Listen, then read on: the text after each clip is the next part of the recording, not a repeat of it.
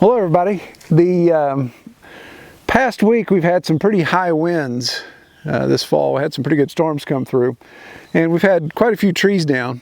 And this is one that is particularly interesting. It's blocking my road. This is a road that goes down to a little bench area that we have.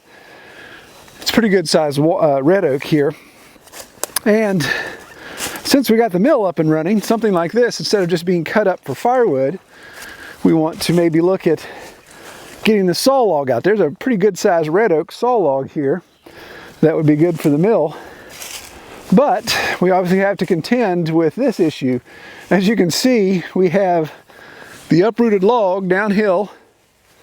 It picked up a white oak log in the process and it's pinned it against this little maple and this little dogwood. So got a bit of an issue there. So we're going to try to cut that out without killing ourselves and see how it goes.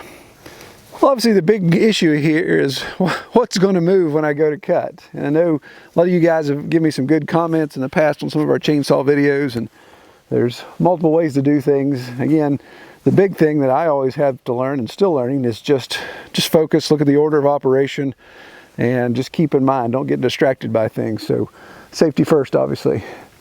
To preface this, I don't think this root ball is going to stand back up. There's too much angle downhill. Majority of the dirt has come forward past the center of gravity here, so I believe the root ball is going to stay where it is. What I've just got to watch, of course, is this white oak here would have a tendency to roll if I get in here and work too much, so I want to cut everything out first. So we're going to cut this little hickory snag out, and then we're going to go uphill and cut this white oak, get out of there and try to get some of this stuff out of a bind. These type of things, when you're dealing with an uprooted tree, it's always a concern. When I was in college, my best friend's dad was killed by a tree that was uprooted. Now it had fallen uphill, and when he went to cut it loose, he came down on the tree about 10 feet and cut it loose. And the root ball actually stood up enough and it swung like a gate. And as he turned to run, he didn't realize there was a sapling right behind him, so he turned to run away from that, and that sapling kind of blocked him, and he got pinned between the two, so it crushed him and killed him. And I just, that was a very devastating time for us. We remember that. He had worked for the gas company for years, all his life, and that's all he did was cut trees for the gas company, clear right away. So he knew what he was doing. It was just one of those deals where he just took his eye off the ball for 1 second. So those are the type of things, again, you hate to, normally I just leave this tree if it was just in the woods and I didn't have a need for it, but I do want the red oak. It's some woodworking projects we've got. And of course I need to open my road. So let's start with getting the strain out of the way here first.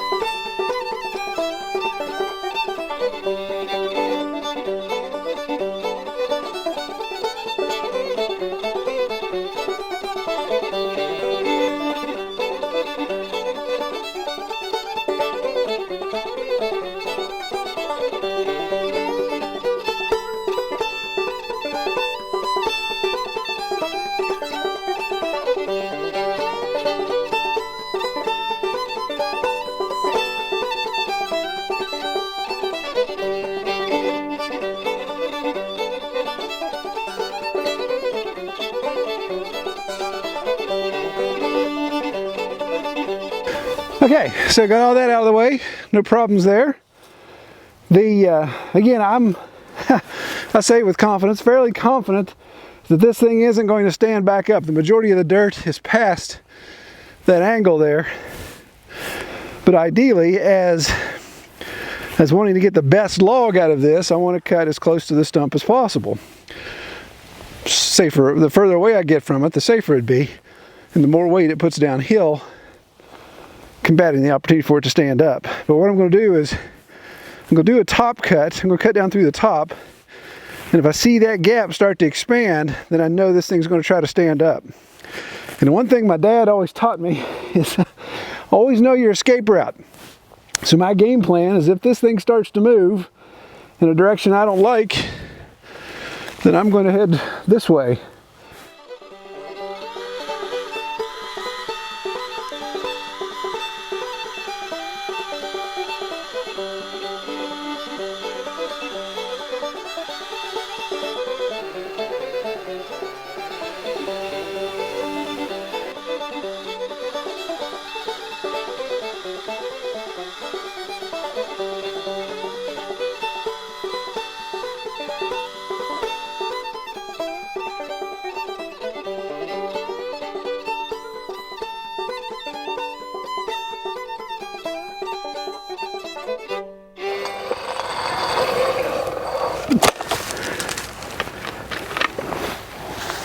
All right, turn it off. Okay, with the magic of video editing, we'll fast forward a week. It has been 7 days later, and you'll see at the last of that video where my saw bar just fell off the chainsaw.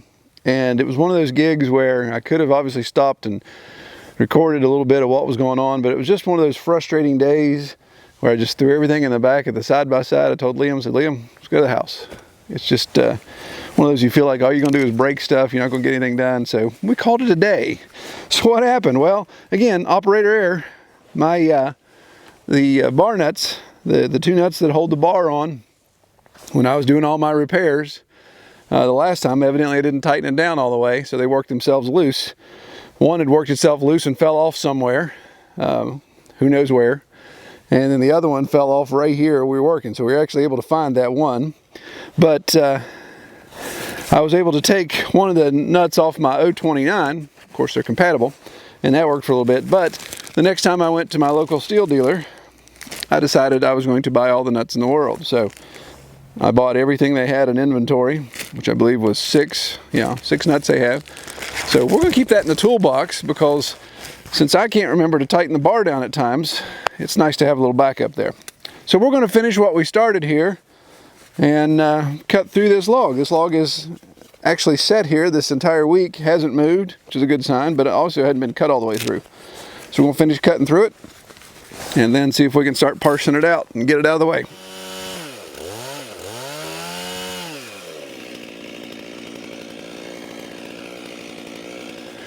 Yeah, a little bit of tension, nothing crazy there. Just a little kick where it had obviously been under bind going in between. You can see that split, that yoke in the tree set down around that maple.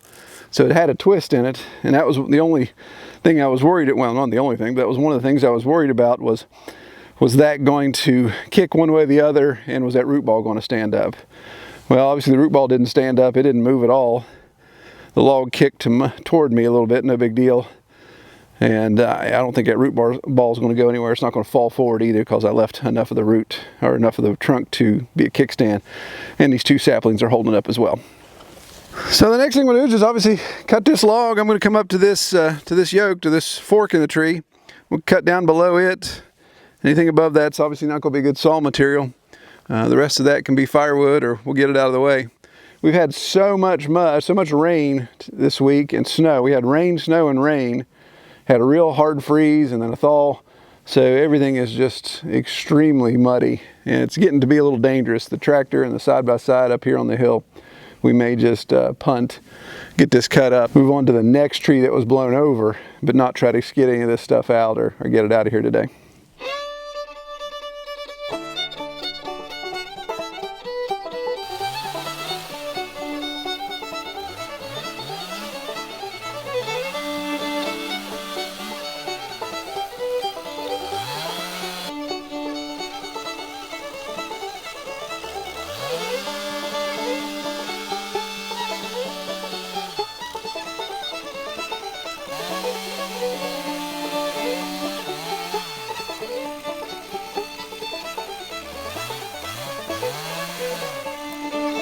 Well, this is the next tree that we have to deal with wind damage. Not a root ball, so not the danger associated with that, but this one's just as bad, if not worse. You can see the top of this maple snapped out in this wind, and several pieces of it came crashing down.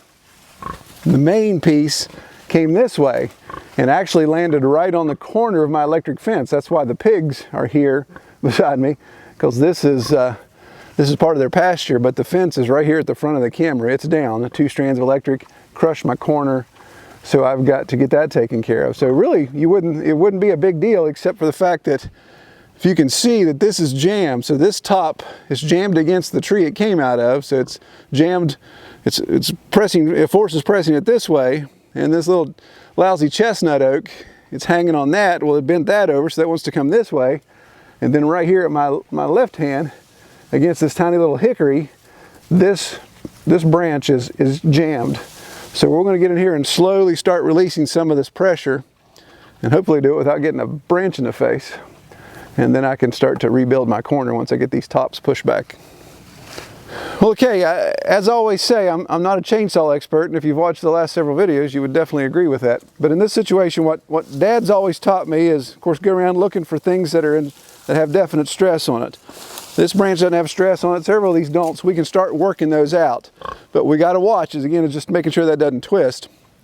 Safety equipment, obviously super key. Sometimes I wear it, sometimes I don't. Situation like this, I want to have all the protection I can, pseudo armor if I had one.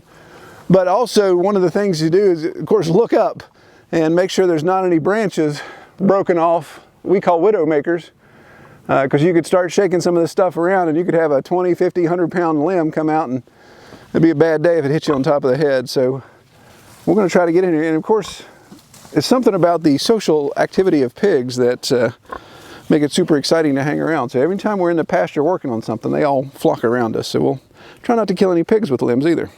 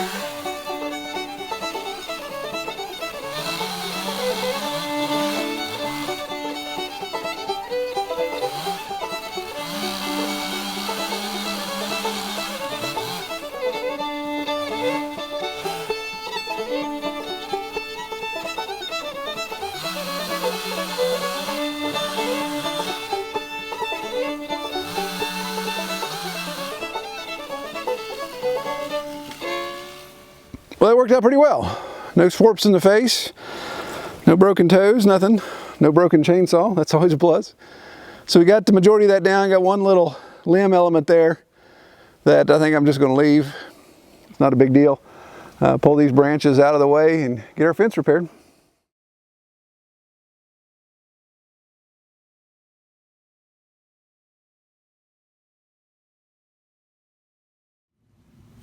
So of course, the way it works, the limb always falls on your post. So here's one of my step-in posts. You know, a little bit of a bend to it. We'll get this corner repaired and see what we can do.